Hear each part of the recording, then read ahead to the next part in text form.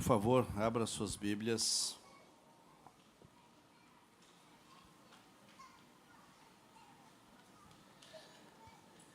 Jeremias, capítulo 1.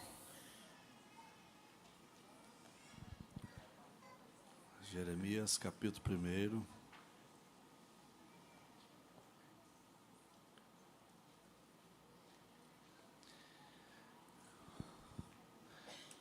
Enquanto os pais ainda estão levando as suas crianças e voltando, nós vamos fazer um clamor para uma jovem senhora que está precisando da nossa oração. É a Glenda. Está aqui o pai dela, o senhor Ronaldo, e o irmão, doutor Ronaldo. Onde eles estão, por favor? Bem-vindos, gente. Nós vamos fazer um clamor, tá? Pela Glenda. A Glenda está em São Paulo, né? E o Deus que é Senhor de todas as coisas pode fazer um milagre na vida dessa moça. Sim ou não, irmãos? Vocês creem nisto? E olha o que a Bíblia diz: a oração de um justo pode muito nos seus efeitos. Então nós vamos clamar a favor da Glenda. Sabe, há enfermidades que é para a morte, mas há enfermidades que é para a glória de Deus. E a enfermidade da Glenda, em nome de Jesus, é para a glória de Deus. E Deus há de fazer um milagre na vida dessa jovem senhora que precisa desse milagre, né? Eu creio nisto. Eu creio no poder da oração. Eu creio no poder da intercessão. Vocês podem dizer comigo, toda a igreja, juntos, por favor? Senhor Jesus, nós clamamos a favor da Glenda. Senhor Jesus, visita ela nesse momento. Nós cremos na Tua palavra, e a Tua palavra é poderosa. Nós cremos no poder que há no nome de Jesus, e nesse nome as doenças, as enfermidades não podem resistir. E nós abençoamos com a saúde a vida da Glenda, em nome de Jesus. Que bênção. Amém, Ronaldo. Doutor Ronaldo e o senhor Ronaldo, a filhinha dela também está aí. Em nome de Jesus. Fique em paz. Descanse no Senhor. Tá? Nós vamos ler o verso capítulo 1, o versículo 5. Antes de formá-lo no ventre, eu o escolhi. Antes de você nascer, eu o separei. E o designei profeta para as nações. Vocês podem repetir comigo juntos, todos, por favor? Antes de formá-lo no ventre, eu o escolhi. Antes de você nascer, eu o separei e o designei profeta para as nações. Glória a Deus. Antes de mais nada, feliz Páscoa a todos vocês, e deixar claro para todos vocês a importância do cristianismo no mundo, né? A prova da importância do cristianismo no mundo é o quanto ele é perseguido. O quanto a igreja é perseguida. Por quê? Porque os demais líderes religiosos, todos morreram. Todos fracassaram. Todos continuam mortos. Todos continuam com seus restos mortais nos seus devidos lugares. Se você for no Japão, você vai encontrar os restos mortais de Buda. Se você for em Meca, os restos mortais de Maomé. E na Índia, então, aí que você vai ver um monte de restos mortais de Hare Krishna e outros líderes. Enfim. Se você for na França, você vai ver lá os restos mortais de Hippolyte Revail, né? Denisard está lá. É o líder do Espiritismo. Todos esses líderes pereceram, morreram. Mas Jesus de Nazaré, o Cristo ungido de Deus, ao terceiro dia ressuscitou. E por isso nós temos a alegria e a certeza que Ele vive e pode fazer coisas inimagináveis para nós e através de nós. Você crê nisto? Por exemplo, Deus é um Deus de perto, mas também é um Deus de longe, né? A oração que acabamos de fazer aqui, o Espírito Santo leva ela, essa oração que nós fizemos para a Glenda, lá no hospital onde ela está. E lá ela é impactada na hora, no nome de Jesus. É esse o Deus que nós servimos. Por isso, não se preocupe com as perseguições, com as críticas, pelo fato de você servir um Senhor vivo, poderoso, maravilhoso. Não se preocupa não, está tudo dentro da normalidade. O nosso Jesus não foi derrotado, não é um fracasso. O nosso Jesus é vitorioso, está à destra de Deus, né, coroado, e Ele é Rei dos Reis e é Senhor dos Senhores. Você pode dizer um glória a Deus aí? Que bênção. Eu estava ouvindo um camarada e ele disse uma coisa interessante que eu achei que bateu muito comigo, né? Ele disse o seguinte: lendo a Bíblia encontrei muitos erros, todos eles em mim. E ontem eu encerrei a leitura da Bíblia toda, do ano, né? Então consegui, ontem foi mesmo 18, 19? Hoje é 20, 19. Ontem, 19 de abril, eu consegui ler toda a Bíblia, certo? Graças a Deus. Porém, eu vi esse texto, eu vi esse camarada falando isso, falei, gente, como é que o negócio é sério? Né? Ao ler os 31.173 versículos que a Bíblia tem, os 1.189 capítulos, eu pude ter também a certeza, né, exatamente dessa fala aqui. Ó. Lendo a Bíblia, encontrei muitos erros, vírgula, todos eles em mim. Então, gente, quanto mais você lê a Bíblia, mais erros você encontra em você, mais defeitos você encontra. É sério, hein, gente? Então, quando você vê um camarada bonitinho demais, perfeitinho demais, ele não sabe o que é ler Bíblia, não. Ele nunca leu a Bíblia, sabe? Porque quanto mais se aproxima de Deus, mais Ele expõe os nossos erros, as nossas falhas, os nossos pecados, as nossas mazelas, e a gente vai ficando com vergonha, a gente vai ficando meio desconfortável, porque está falando muito, está fazendo muito, e a gente vai vendo que o quanto nós somos dependentes dEle, o quanto nós precisamos da graça dEle, o quanto nós precisamos da misericórdia dEle todos os dias, todos os dias, todos os dias, todos os dias. Não sei se vocês já viram aquele cientista, né, aquele físico chamado Stephen Hawking, uma coisa assim, em inglês. Ele falou o seguinte: a religião é um conto de fadas para pessoas com medo do escuro. Todo emborcado, todo... E ele conseguiu falar isso. A religião é um conto de fadas para pessoas com medo do escuro. Porém, apareceu um outro cientista do mesmo nível dele. Perfeito. Só que cristão, né? Stephen era ateu.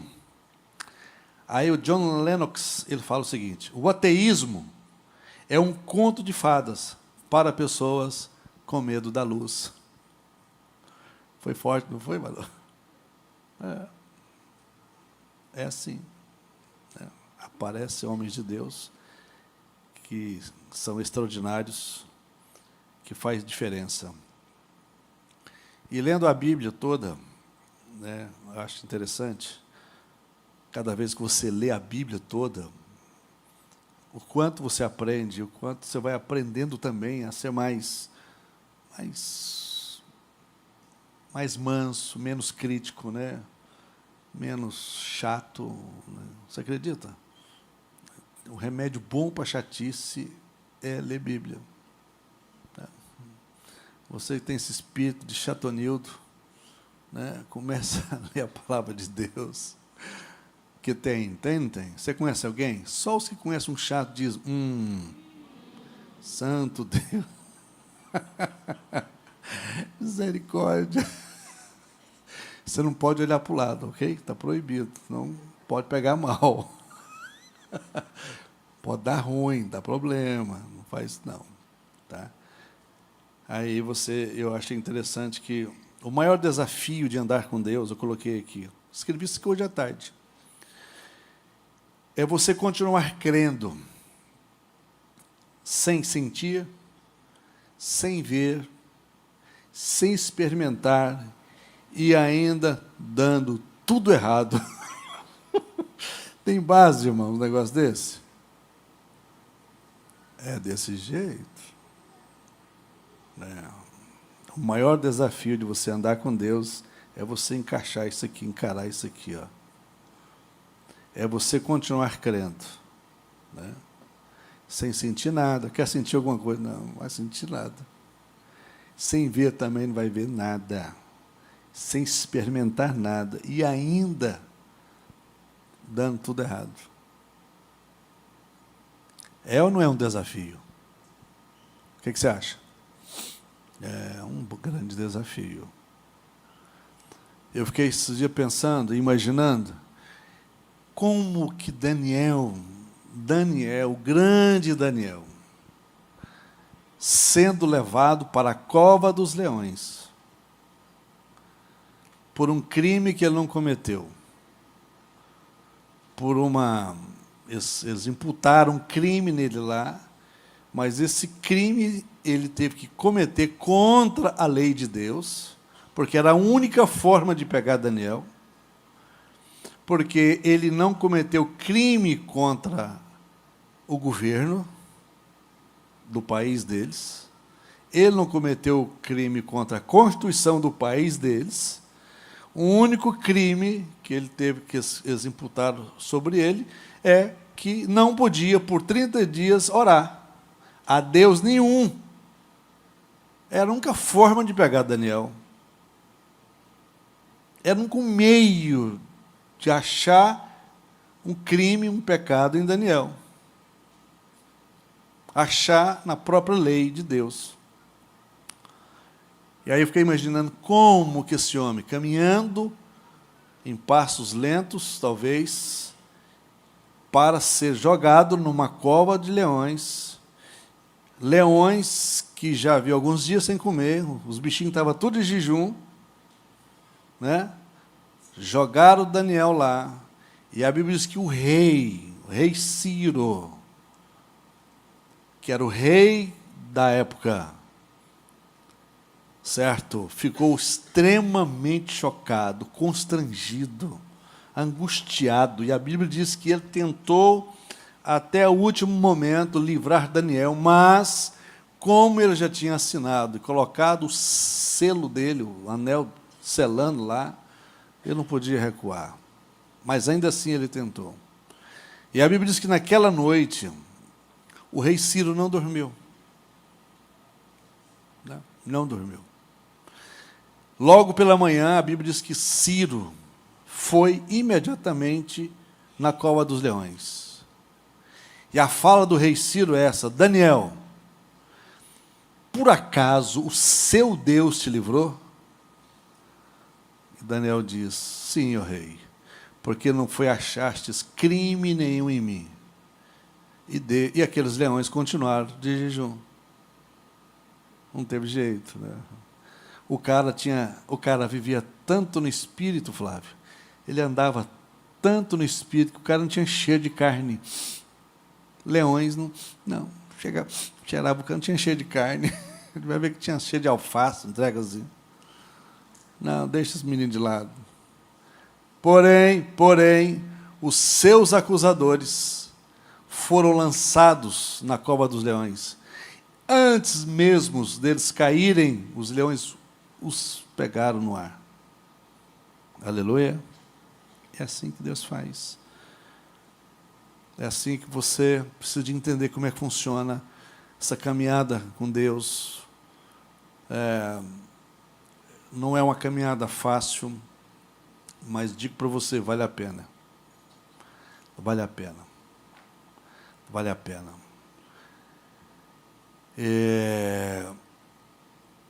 Václav Havel, um dos filósofos da República Tcheca, ele fala o seguinte, que esperança não é o mesmo que você saber que você vai ter que esperar. Ele fala que esperança para ele é saber que vai valer a pena esperar. Então vale a pena você confiar em Deus, ainda que toda circunstância conspire contra você, né? Ainda que tudo esteja dando errado, ainda que tudo está dando errado, mas vale a pena, certo? Vale a pena, muito bom. Eu quero falar com vocês sobre tudo que Deus criou foi para resolver um problema. Sim ou não? Foi. Incrível, né? Por exemplo, um inventor, quando cria alguma coisa, a sua criatividade é baseada em um problema existente, né? Isso aqui foi criado em função de um problema existente. Alguns de vocês só podem me enxergar com isso aqui, senão vai embaçar tudo. E eu uso isso aqui para ler, né? A letrinha aqui é bem pequena, então, para não falar em língua estranha, né? Para não inventar, né? Eu vim da Assembleia de Deus, eu sempre falo aqui, as irmãs, quando erravam os hinos cantando, elas falavam em língua estranha.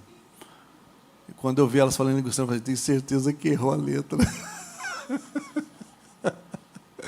E elas começam a falar em língua, errou a letra. Aí voltava, lembrava, as que não lembravam mais, terminava o hino em língua estranha. Então, para mim não ler o versículo em língua estranha, melhor trazer o óculos, né? Porque essa invenção ela resolve um problema que existe. Por que comprar um carro? Porque ele resolve um problema de transporte, né? Coloquei, por que comprar um óculos de grau? Porque ele resolve um problema de visão. Mecânicos existem para resolver problemas para nós. Médicos, né, doutor Heber? Para resolver o problema de saúde. Odontólogos, resolver problema de dentes, né? Eu dei uma melhorada nos meus dentes. Tem um camarada aqui, fera, pois, se quiser o endereço dele.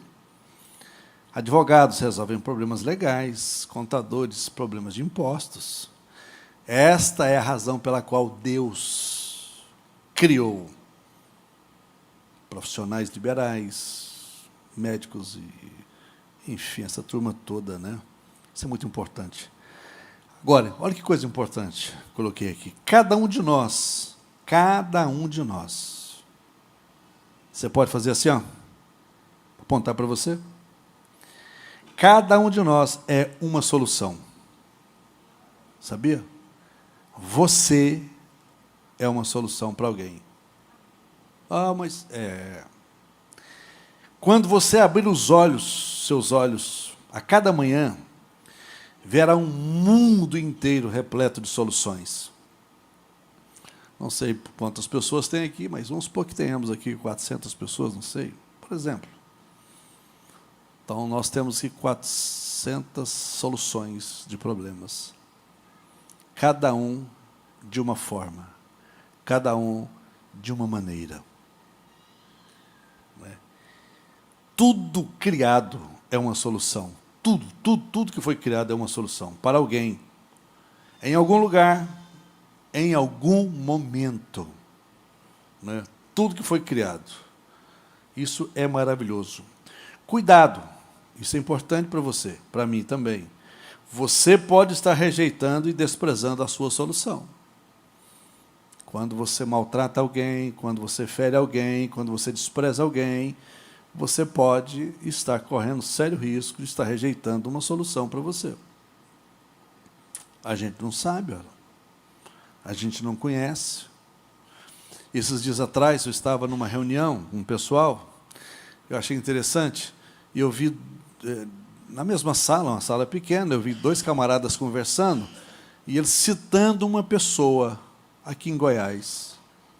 Olha, fulano, sabe quem é o fulano? Eu falei, sei, estou lembrado de fulano. Você sabe, esse fulano mudou a vida. Você sabe ciclano? Ele falou, o outro falou, sei. Né? Eu estava sem fazer nada, os caras estavam falando alto. Né? É melhor ouvir do que ser surdo, né? E eu lá filmando os caras, né? Você sabe, sei. Você lembra do ciclano? Há 20 anos atrás, humilhou Beltrano. Ele humilhava ele, porque ele tinha dinheiro. Você sabia que o negócio mudou? Mudou. O Beltrano agora está comendo a mão de ciclano. Esse ciclano se tornou bilionário em Goiás. E eles falando lá, eu só... Quase que eu perguntei, é crente o varão ou não? Não. Então, veja como é que Deus trabalha. Então, hoje, né, talvez a sua condição não é boa, mas espera. Hoje, talvez a sua condição é boa. Isso não dá direito de você fazer besteira. Trate bem as pessoas. Cuide bem das pessoas. Você é uma solução real, uma recompensa para alguém. Alguém precisa de você. Alguém está desesperado por causa de você. Verdade. Verdade. Aí Deus fala com Jeremias, antes de formá-lo no ventre, eu te escolhi. Antes de você nascer, eu o separei, eu designei profeta às nações. Jeremias nasceu num período profético muito complicado. Ele foi profeta na nação de Israel num período onde os reis estavam tudo desviados, onde os reis estavam começando a receber toda a colheita, certo, da semeadura que os seus antepassados semearam, como, por exemplo, Manassés governou 55 anos Israel, endemoniado o cara, perturbado, filho de Ezequias, um dos reis mais extraordinários que Israel teve. Aí nasce Manassés. Manassés se torna adulto, ele abomina as coisas de Deus e começa a trazer para a nação de Israel deuses de outras nações. Ele começa a pegar os seus filhos e colocar e oferecer os seus filhos ao deus Moloque. Ele sacrificou muitos dos seus filhos. Ele colocou essa maldição para Israel e feriu Deus. Então, esses reis, na época de Jeremias, começaram a colher a maldição. A Bíblia diz que, por Josias, foi o rei que não experimentou isso, Deus antecipou a morte de Josias. Porque Josias temia a Deus. Josias, sabendo, porque havia escrito no livro das crônicas o que haveria de acontecer com Israel, Josias então reuniu o povo e começaram a pedir perdão para o Senhor. E Josias restaurou o templo. Josias restaurou os altares em Israel. Cada altar tinha deuses, há demônios diferentes. E a Bíblia diz, manda um recado para Josias, dizendo, por causa do seu arrependimento, por causa do que você está fazendo, essas maldições não vai cair no seu governo, mas dos seus filhos. Josias morre menos de 40 anos de idade, um governo extraordinário, belíssimo, maravilhoso. O cara criou armas de guerra de forma brilhante, mas os seus filhos começaram a experimentar toda a maldição. resultante do pecado do povo. Uma coisa você precisa deixar claro dentro do seu coração. Ainda que você arrependa dos seus pecados, mas existem as consequências. Tem consequência. Uma coisa é Deus perdoar o seu pecado. Outra coisa é Deus livrar você das consequências. Então você tem que estar atento. As consequências para Israel foram terríveis. A nação foi destruída. A Síria destruiu uma parte, a Babilônia pegou o restante e levaram cativos. E Jeremias estava no meio de tudo isso aqui. E Jeremias profetizando para eles: calma, gente. Olha, rendam-se ao governo, a Nabucodonosor.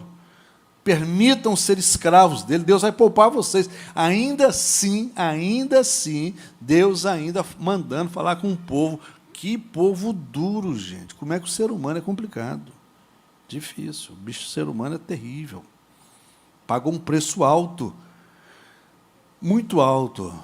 E Jeremias foi escolhido para esse fim, com esse propósito, de alertar o povo, de despertar o povo, de falar com o povo, de dizer ao povo: arrependam-se, mudem de vida. Certo? Você foi criado para um propósito único e muito especial.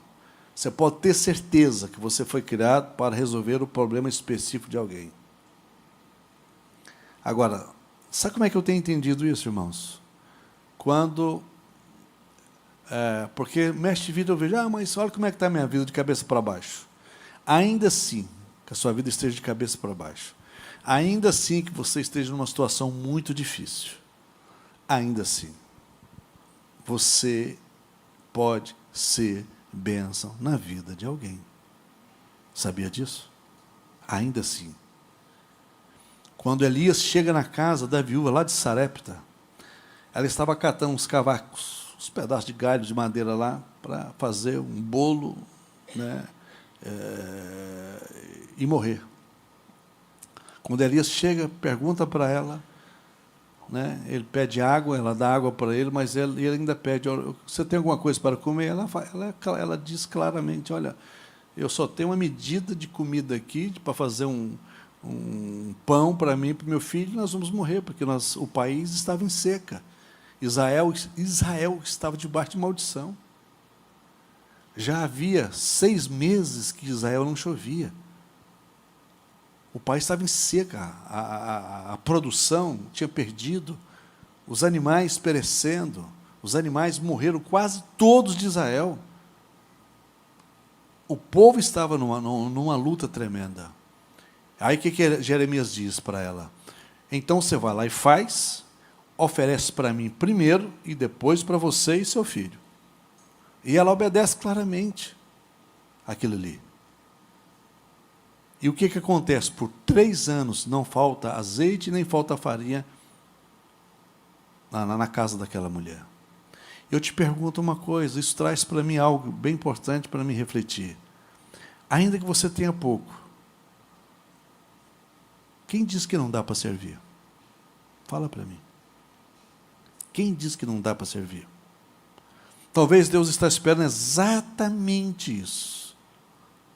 Você, com um pouquinho que você tem, atender a necessidade de alguém, para que depois alguém venha atenda a sua necessidade. Porque é assim que Deus faz. É assim que Deus trabalha. O egoísmo não está dentro daquilo que Deus espera de mim e de você. Grava isso. Deus cria pessoas e as mantém em algum lugar para um momento adequado. No momento adequado, entrar em ação. Ele criou Jeremias para essa época, mas depois ele cria Maria e José. Olha que coisa impressionante, irmãos. Maria e José foram criados para um único propósito. Qual o propósito? Serem pais de Jesus. Mais nada, mais nada. Quem era José? José. Onde ele morava? Na Terceira Avenida, do lado esquerdo, quarto coqueiro do lado direito. Ninguém sabia de nada, José. Nós sabemos que ele fazia parte da 15ª geração, né? Até chegar Jesus, ele era da tribo de Judá, pronto, mas um carpinteiro, só isso. Então ele é escolhido para um propósito. Qual propósito? Ele e Maria serem pais de Jesus. E eu te pergunto, que propósito extraordinário é esse? O sonho de José era ser um tzadik, um estudioso da Torá. Ele teve que deixar isso tudo de lado, tudo de lado. Ele teve que abandonar muitas coisas para cuidar especificamente de Jesus. Maria, cuidar de Jesus. Agora, às vezes eu me pego pensando, quando eu estou lendo o Novo Testamento, José cuidando daquele menino, olhando para aquele menino. Certamente José sabia que aquele moleque era diferente. Não tinha como não ser. Não tinha como não ser.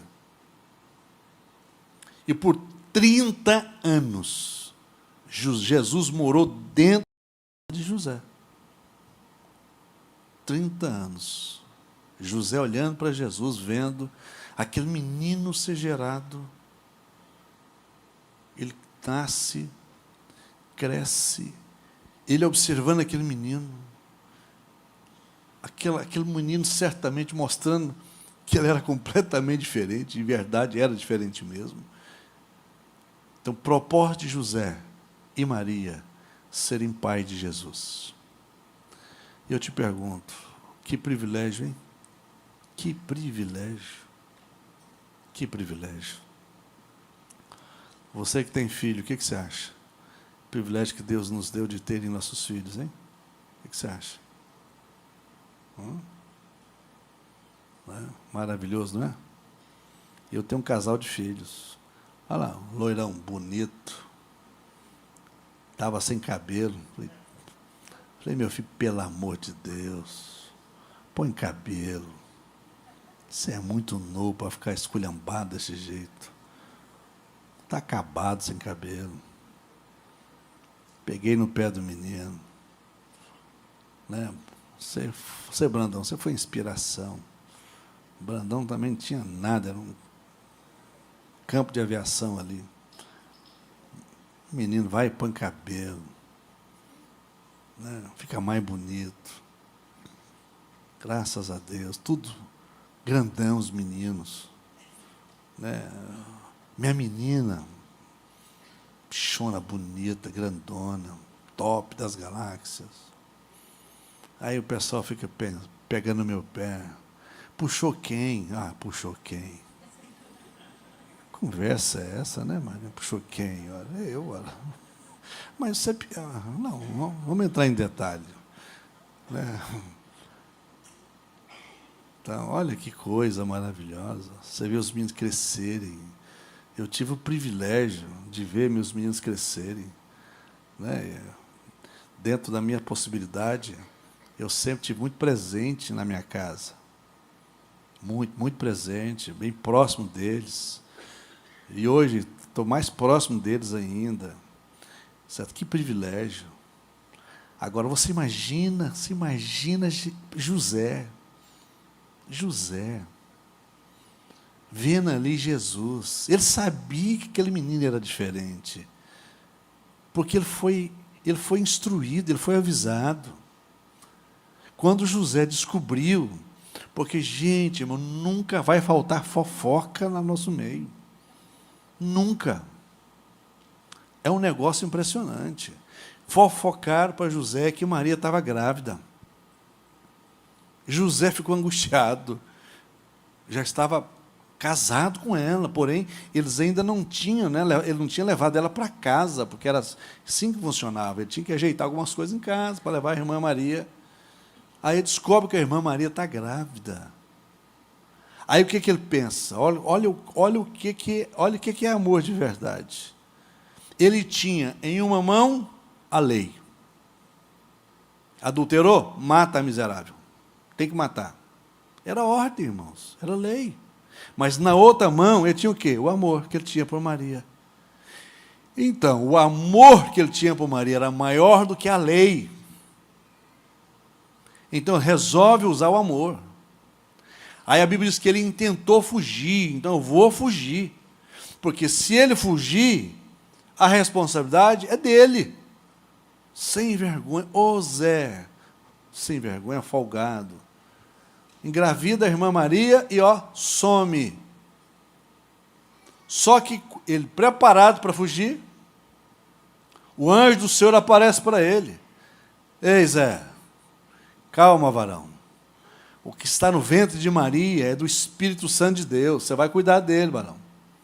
Pode ficar tranquilo, vai cuidar. Agora, você imagina uma sociedade daquela. Hoje é fácil, irmãos. Hoje, muita gente casa. Esse dia eu fui numa casa que o camarada tinha 3, a mulher tinha 3, juntou aquele negócio maravilhoso lá, e você fica olhando aquele negócio, e todo mundo naquela muvuca. Eu falei, santo Deus, que coisa tremenda. Só evangelho para trazer paz no meio desse treco aqui, olha. É 2 nações. Né? É 2 nações. Eu conheço uns aqui. Mas o negócio é forte, certo? E aí, Deus fez a obra. O José acalma e vai passar todo o período de gravidez com Maria sem tocar nela. Imagina, varão, que Zé tremendo, irmãos. Os 9 meses, Maria dá a luz, tem aquele período, tal. Aí que José vai casar com Maria. E ele passa a cuidar daquele menino. Porque ele foi escolhido para isso. Para uma missão extraordinária. Você acha que você não foi escolhido? Foi. Você foi escolhido, sim. Olha a resposta de Maria para o anjo do Senhor. Quando o anjo do Senhor fala com Maria, ela diz, sou serva do Senhor, que aconteça comigo conforme a tua palavra. Aleluia. O servir a Deus e andar com Deus é um negócio tão interessante, que você tem que estar disposto, ou disposta, a cumprir a vontade de Deus, quando na verdade todo mundo vai se levantar contra você. Todo mundo vai falar mal de você. Todo mundo vai questionar você. Mas é a vontade de Deus? Então, fica quieto. E você vai ver Deus fazer coisas maravilhosas. A coisa mais extraordinária para o homem é quando ele descobre a sua autoridade. Se existe uma oração que todos vocês têm que fazer aqui, é, Senhor, qual é o propósito pelo qual o Senhor me chamou? Qual é?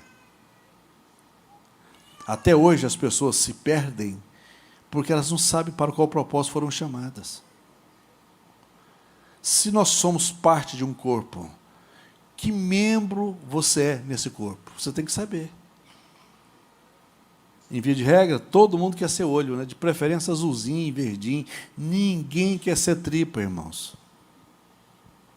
Ninguém. Ninguém quer ser esse intestino. Imagina, um intestino por fora, coisa mais feia. Mas se Deus te chamou para ser intestino, não, eu quero ser olho verde, azul. Não. Você tem que saber para qual propósito você foi chamado. Isso é muito importante. Alguém precisa de você. Mas dentro daquilo que você foi chamado. Não importa. Os israelitas precisaram de Moisés como líder para libertá-los do Egito. Moisés era a recompensa deles. Engraçado, né? Moisés era a recompensa deles. Moisés foi preparado com o que tinha de melhor no Egito. Sabia disso? Ele foi preparado na ciência, ele foi preparado na matemática, na arquitetura, na engenharia, na medicina, na escola militar do Egito. E para quê? Para estar em condições de conduzir o povo hebreu, certo? Por 40 anos no deserto. Quando você fala assim e pensa, puxa vida, esse povo viveu no deserto, passou lá, andou 40 anos no deserto, você não tem noção, certo? Como aquilo era extremamente complicado. Você imagina aí 2 milhões de pessoas, mais ou menos, em média, fora animais. Agora, outra coisa, começa a imaginar, aonde é que tinha água? Não tinha. Comida. Aonde é que ia arrumar padaria para aqueles morros de fome? Que só de ser crente, você sabe, é uma vantagem tremenda. Crente não tem problema com comida, irmãos, come de tudo. Né? Uns comem tudo. A Bíblia diz, comem de tudo, outros comem tudo. Pronto. Agora, imagine que engenharia esse cara precisaria. Que capacidade militar que esse homem precisaria para conduzir tudo de forma ordeira. Quando eles paravam, certo? 3 tribos ficavam para o lado norte, 3 no lado sul, 3 leste, 3 oeste, extremamente organizados. Extremamente bem organizados. Nenhum teve necessidade. Nenhum daqueles ficaram doentes. Porque o ambiente, a asepsia em todo aquele arraial era algo extraordinário. Extraordinário. Irmãos, é muito simples. Desculpa falar, mas é uma verdade. Você vai, por exemplo, você vai em Israel, e porque eu falo que eu conheço, você vai em Israel, é um negócio extraordinário. Beleza, a limpeza, a habilidade daquele povo. Você vai no Egito ou naqueles países árabes, você está de brincadeira. Que miséria, que pobreza, que sujeira. A ordem de Deus no acampamento, no período dos 40 anos que eles passaram ali, dizia respeito de limpeza. Ninguém comia sem lavar as mãos, irmãos. Era um negócio chique. Agora, eu te pergunto, como que um cara qualquer ia governar esse povo? Nós estamos falando de uma grande Goiânia, que seria talvez Goiânia e Aparecida de Goiânia juntos, para dar 2 milhões de pessoas, sendo governado por um homem só. Um homem só. Que depois Deus, através do seu sogro, falou que ele pudesse levantar homens para ajudá-los. Leis, regras. Aquele homem passou para aquele povo como administrar de forma matemática, de forma cirúrgica. O cara fez, olha. Então, ele foi preparado os primeiros 40 anos no Egito, para quê? Para um propósito. Um propósito. Os segundos 40 anos de Moisés foi aonde? A escola dele? No deserto. Porque os primeiros 40 anos no Egito foi o aprendizado. Dessa parte cognitiva, tudo. O cara... Um historiador chamado Flávio Joséfo, que é um historiador hebreu, não cristão, apenas um historiador, ele deixa claro que Moisés era um general, expert na arte da guerra. E tinha que ser mesmo. Olha. Como é que um camarada vai governar milhares, milhões de pessoas, sem ter habilidade nenhuma de comando, sem que não tivesse voz de comando, autoridade? Impossível. Impossível. Mas os 40 anos primeiro no Egito não foram suficientes. Deus teve que levar ele mais 40 anos para o deserto. Experimentar o sol no lombo, né? Lá no Egito, de boa. Tinha tudo para ele, a tempo e a hora. A comida dele era a melhor. Ele não precisava caçar, ele não precisava de passar noites e noites sem dormir, por nada. Agora, lá no deserto, todo o modus vivendi dele mudou. Então, ele precisava de mais 40 anos lá no deserto. Após esses 40 anos, 80 anos juntos, Deus, então, o traz, o chama para um propósito. O povo precisava dele. Tem alguém que precisa de você. Tem alguém que precisa do seu conhecimento. Tem alguém que precisa da sua bondade. Tem alguém que precisa da sua habilidade. Tem alguém que precisa da sua integridade. Tem alguém que precisa da sua lealdade. Sabia disso? Isso é importante. muito importante. Davi foi designado para os israelitas. Ele foi a recompensa para o rei Saul, quando venceu Golias. Imagina, eu estou assistindo Casa de Davi. Alguém está assistindo esse negócio aí? Nossa, o trem é bom, viu? Sabe aquelas novelas boas? Não da Rede Globo, que é tribulosa. Minha mulher me passou esse negócio. Top, irmãos. Precisa ter uma pipoca o próximo, né, amor? Uma pipocazinha lá, os episódios 40 minutos, 50 minutos. Casa de Davi. Certo? Ontem, no episódio de ontem, eu ri demais, porque, minto, foi de anteontem. Eu ri bastante quando Deus manda Samuel na casa de Jessé para escolher o rei. Aí Jessé traz os meninos, né, os bonitão, os fortes. Eles escolheram um Davi feio, gente, mas que Davizinho lascado. Eu discordei. Davi não era esculhambado daquele jeito, não. Ou Davizinho feio. Né? Misericórdia. Né? Mas tudo bem, é Davi.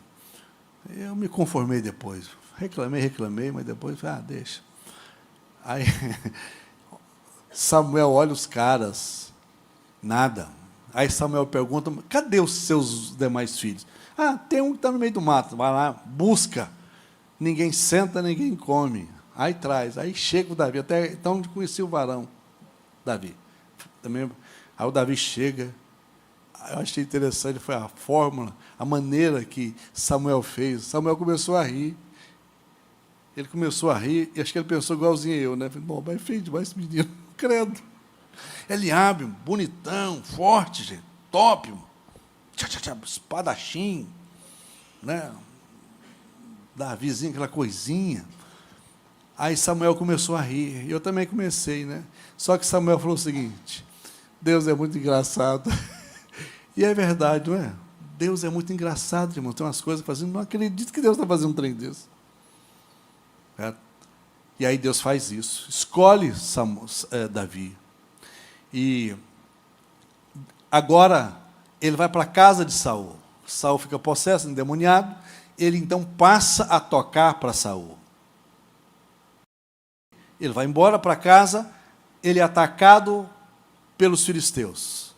Os filisteus têm um gigante enorme, chamado Golias. Golias e os filisteus estão interessados então somente Saul, porque Saul estava debaixo de pecado. Saul estava debaixo de maldição, porque ele estava em desobediência. Então, por 40 dias, diz o texto bíblico, que Golias, todos os dias, desafiava o exército de Israel, dizendo, não tem um homem não para lutar comigo. Você imagina que tribulação, gente? Que treva um negócio desse? Ok.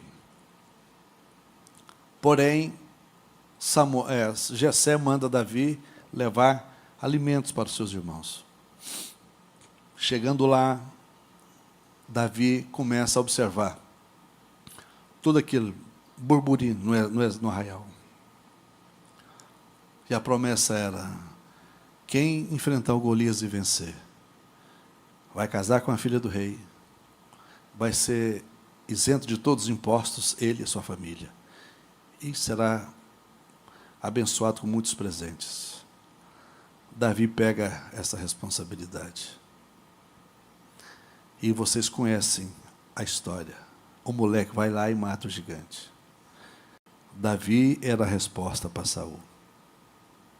Saul estava humilhado. Saul estava derrotado.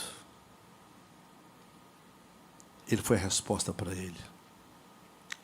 Você é a resposta na vida de alguém. Você só precisa estar atento. Você só precisa ficar ligado. Por exemplo, Noemi precisou de uma moabita chamada Ruth. Ruth foi a solução para essa mulher. Pela sua devoção, pela sua lealdade. Certo? Ruth era uma moabita. E ela então cuidou da sogra, como ninguém. Ela tinha perdido o marido e tinha perdido seus 2 filhos. E Deus então coloca Ruth, uma improvável. Improvável. É assim que Deus faz. Certo? Esther foi a resposta de Deus. Foi a recompensa de Deus para um povo que ia ser destruído. Totalmente. Esther foi a recompensa. Deus levanta uma menina também improvável, que tinha tudo para dar errado. Tudo para dar errado. Olha como é que Deus, irmão, eu acho tão interessante. Às vezes eu fico me pensando e me conjecturando como é que Deus vai construindo a história nossa. Como é que Deus vai construindo a história do mundo. Essa menina era uma escrava, lá na corte de Assuero. Certo? Um belo dia, Assuero faz uma belíssima festa, certo? E ele fica 120 dias fazendo festa, só tomando vinho do bom, com os seus capitães. Certo? Melhor, 150 dias, ele tinha 127 províncias. O homem já chapado, manda chamar Rainha Vasti para honrá-la e apresentá-la para os seus chefes. A Rainha Vasti, o demônio, como diz o Maranhense, pega ela e ela resolve não ir. Ela desobedeceu a ordem do rei. Não foi. E ele reúne com os seus principais líderes e pergunta: o que é que eu devo fazer? Os caras ligados, falam assim: olha, se a Vasti, a mulher do rei, desobedeceu o rei, as nossas esposas e as demais mulheres vão fazer o mesmo, chefe. Põe para rachar nessa dona aí. Não, vai ficar ruim para nós. Certo? O que é que ele faz? Ele destitui Vasti do reino. Aí os mesmos caras falam o seguinte: vamos fazer um Miss Universo. Nasceu lá atrás, Miss Universo. Pega a mulherada toda, de todas as províncias, e coloca lá. Alguns historiadores que tinham mais ou menos 1.500 a 1.800 moças virgens. Pronto. E o tio de Esther, Mardoqueu, fala assim: entra nesse negócio, vai e faz inscrição, irmã. Não, mas tio não vai, faz inscrição. Ela fez inscrição e entrou.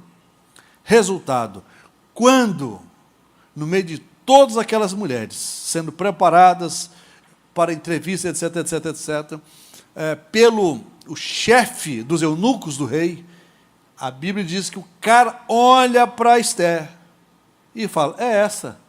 E dispensa todas as demais. E escolhe Esther para ser rainha, esposa do rei. Eu te pergunto, olha como é que Deus trabalha. Quem é que fez a cabeça da irmã Vasti para desobedecer o rei? Quem é que reuniu os caras lá e deram a ideia para Assuero fazer uma seleção de mulheres? E o livro de Esther, todos os seus capítulos, seus 10 capítulos, nenhum capítulo fala de Deus. Porém, Deus nunca se moveu tão poderosamente, tão maravilhosamente como no livro de Esther. Trabalhando de forma extraordinária. Um Deus invisível que se move no mundo visível do ser humano. Cuidando, zelando, protegendo, empurrando um, puxando o outro, né? Dando ideias para um, dando ideias para o outro. Para quê? Para que o propósito dele cumpra-se na minha vida e na sua vida. Vale um glória a Deus aí? É assim que Deus faz. Faraó precisava, vamos terminar.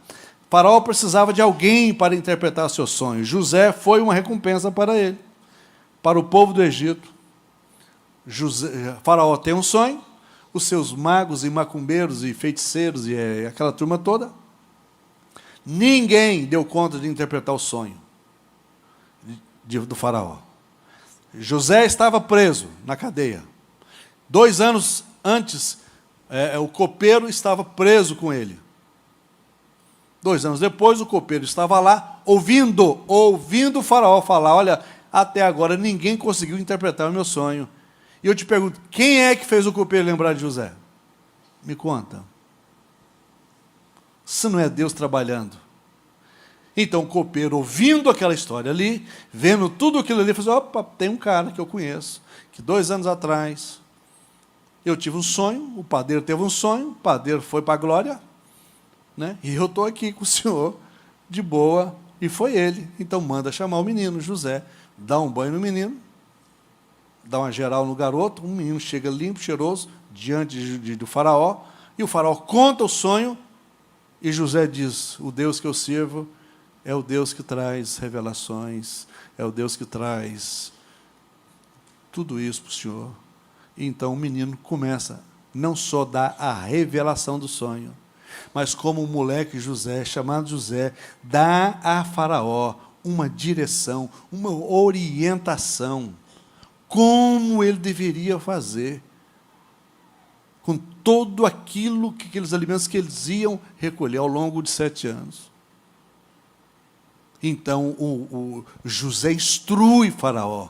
Faraó fica tão encantado, tão encabulado com a inteligência, a sabedoria, a graça de Deus na vida daquele menino, que ele, diante dos seus súditos e conselheiros, ele pergunta, quem é que poderia cuidar de tudo isso, senão esse menino? Tem alguém melhor do que ele?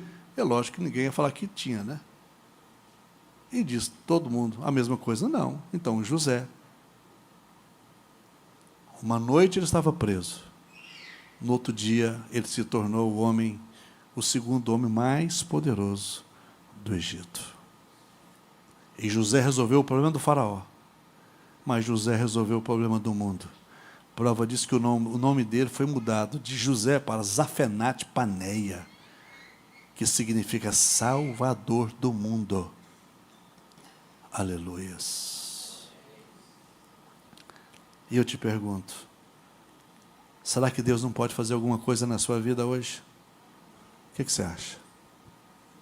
A crise de Deus não é em fazer nada por mim nem por você. A crise de Deus é você não acreditar nele. Porque isso só vai prejudicar você e não ele. Essa é a crise que Deus tem. Porque bênção ele tem. E não poucas bênçãos. Deus tem muitas bênçãos para realizar na minha vida e na sua vida. Agora você precisa de entender uma coisa. Que você não nasceu para viver só.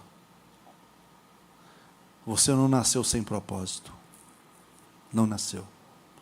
Você nasceu com um propósito. Agora você precisa saber de Deus qual é o propósito que o Senhor tem para mim. O que o Senhor quer que eu faça? Quem que o Senhor quer que eu abençoe? O que o Senhor quer que eu faça na vida de A, de B, de C? Enquanto você tiver aí, ó, esse espírito de coitadinho, eu não sou ninguém, eu não sirvo para nada. Irmão, para com esse negócio. Isso aí não funciona mais, você acredita? Isso aí não pega Deus. Esse espírito de autopiedade, isso tem que acabar. Você precisa se colocar na posição de homem de Deus e mulher de Deus. E falar para ele, o Senhor me chamou, o Senhor me deu o nome que eu tenho, a identidade que eu tenho, o Senhor fez eu nascer na família que eu nasci, e chegar na idade que eu estou hoje, não foi por acaso. Qual o propósito? Eis-me aqui. Qual o propósito que o Senhor quer que eu faça? Qual o propósito que o Senhor quer, que o Senhor tem para a minha vida? Qual o propósito? E Deus então vai começar a descortinar para você o propósito dele. E você vai começar a ver a sua vida mudar. De forma extraordinária. Sabe por quê? Porque você vai começar a cumprir o propósito dele com você na vida de alguém. E Deus vai levantar alguém para cumprir o propósito na sua vida. Porque é assim que funciona. É assim que acontece. Certo? Só uma forma de você ver as coisas acontecer na sua vida. Sabe qual? Quando você fizer acontecer na vida de outro. Impressionante. Certo? Impressionante. Comece a fazer acontecer na vida de alguém. Certo? Ah, mas eu não tenho nada. É desse pouquinho que você tem que Deus faz. Aleluia. Talvez uma palavra. Acredita nisso? Uma palavra. Talvez um conselho. Eu estava ouvindo um testemunho de um pastor esse tempo atrás, que ele ficou 1 ano dentro de um quarto. Dentro de um quarto. 1 ano. 1 ano. Com uma depressão terrível. Um belo dia, Deus fala com outro pastor amigo dele e diz: eu quero que você vá para a casa dele, vai para dentro do quarto dele. E o cara ficou 30 dias dentro do quarto com esse pastor. No 31º dia, ele sai de lá com o pastor. 100% sarado, curado. Aleluia. Quando a gente entende para o qual propósito Deus nos chama, não tem peso, não tem dificuldade, certo? Não tem. Você não faz porque você está sendo pressionado. Você faz porque só você pode fazer. É assim que as coisas acontecem. Então comece a pensar. Mas talvez você possa também estar pensando, ai, puxa vida, eu sou muito novo, ou sou muito nova. Ok. Ou então, eu sou muito velho, eu sou muito velha. Deus usa Davi com 30 anos, José com 30, e pega Moisés com 80, você está preocupado com o quê? Fala para mim. É assim que Deus trabalha. E olha que Moisés com 80 anos queria morrer. Com 120 anos, Deus fala assim, chegou a sua vez, ó, vai para o Monte Nebo que eu vou passar o cerol em você. Moisés chia, reclama, não, Jeová, para com isso, está tão boa a vida. Não, chega, seu tempo que já era. Então não importa. Esquece isso. Apenas diz, Senhor, eis-me aqui. Mas olha, faça rápido. Porque quando você começar a fazer acontecer na vida de alguém, Deus vai fazer alguém fazer acontecer na sua vida. Aleluia. Talvez Deus esteja precisando disto. Precisando disto. Ah, quando eu tiver, eu ajudo alguém. Quando eu puder. Olha como é que está a minha vida. A minha vida está um bagaceira. Como é que eu vou ajudar os outros? Esquece isso. Senão você está causando que esse cara que vem para a igreja e fala assim, quando eu parar de beber, eu venho para a igreja. Vai parar de beber quando? Nunca. Então não é esse o caminho. Não importa a sua situação. Certo? Ah, mas eu estou doente, eu não vou orar para quem está doente. Então, você está dando bobeira. Não faz isso. Olha. Eliseu morreu doente. E quando ele morreu, sabe o que aconteceu? Jogaram ele numa cova, tinha que sepultar um cara lá que não tinha buraco mais para furar lá, abriram o buraco onde estavam os ossos de Eliseu, pegaram o cara, jogaram lá, o cara bateu e pulou para cima.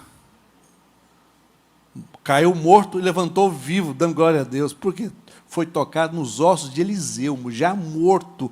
Mas que osso santo é esse, gente? É assim que Deus faz. Que Deus quer fazer com a sua vida, com a sua história, no nome de Jesus. Vamos colocar de pé.